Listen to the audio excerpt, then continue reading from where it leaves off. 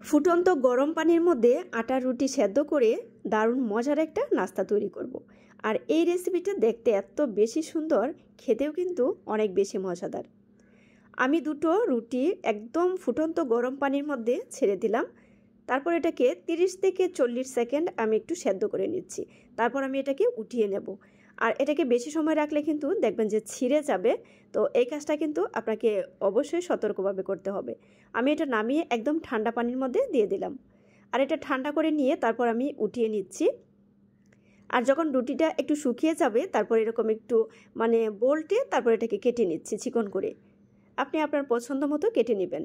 এখন কিন্তু রুটিটা আর ছিঁড়ে যাবে না, তবে এটা যেহেতু একটু সেদ্ধ হয়েছে একটু আঠালো হয়ে গেল। তো আমি দুটো রুটি সেমভাবে কেটে নিয়ে এখন এগুলোকে ছাড়িয়ে নিচ্ছি। এদিকে কড়াইতে তেল দিয়ে এর মধ্যে পেঁয়াজ কুচি আর দিয়ে দিচ্ছি কাঁচামরিচ কুচি।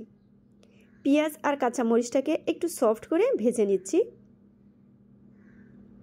এখন দিয়ে দিচ্ছি গাজর কুচি, কিছু সময় ভেজে নিচ্ছি একসাথে। তো পেঁয়াজ আর গাজরটাকে একটু সাইড করে রেখে পাশে আমি দুটো ডিম দিয়ে দিচ্ছি। ডিমটাকে একদম ঝুরঝুরে করে ভেঙে নিতে হবে। তো ডিমটা ভাজা হয়ে গেলে এখন সবকটা উপকরণ একসাথে কিছু সময় নেড়ে ছেড়ে নিচ্ছি। এখানে আপনি যে কোনো ধরনের সবজি অ্যাড করতে পারেন আপনার পছন্দ মতো। আমি 2 চামচের মতো এখানে সস দিয়ে দিলাম, আর 1 চামচের মতো পরিমাণ দিয়ে দিচ্ছি এখানে সয়া সস। সুন্দর একটা ঘ্রাণ আসবে আর খেতেও কিন্তু ভীষণ ভালো লাগবে। আগে থেকে কেটে রাখা রুটিগুলো আমি দিয়ে দিচ্ছি, দিয়ে ভালো করে মিশিয়ে নিতে হবে। আর এই রেসিপিটা দেখেই কিন্তু অনেক বেশি লোভ লাগতেছে, তো শুধু মনে হচ্ছে কখন এটা তৈরি হবে আর কখন আমি এটা খাবো। আমি মশলা দিয়ে দিলাম, আমি এখানে ম্যাগি মশলা দিচ্ছি। ভালো করে নেড়ে ছেড়ে নিতে হবে। আর এই রেসিপিটা খেতে এত বেশি মজার হয়েছিল, আর যে কোনো নতুন জিনিসের প্রতি সবার একটু আকর্ষণ থাকে বেশি। তো রেসিপি ভালো লাগলে সবাই পাশে থেকে সাপোর্ট করবেন আর কমেন্ট করে জানাবেন যে আজকের রেসিপিটা আপনাদের কাছে কেমন লাগলো। তো ভিউয়ার্স, সবাইকে অসংখ্য ধন্যবাদ আমার রেসিপিটা দেখার জন্য।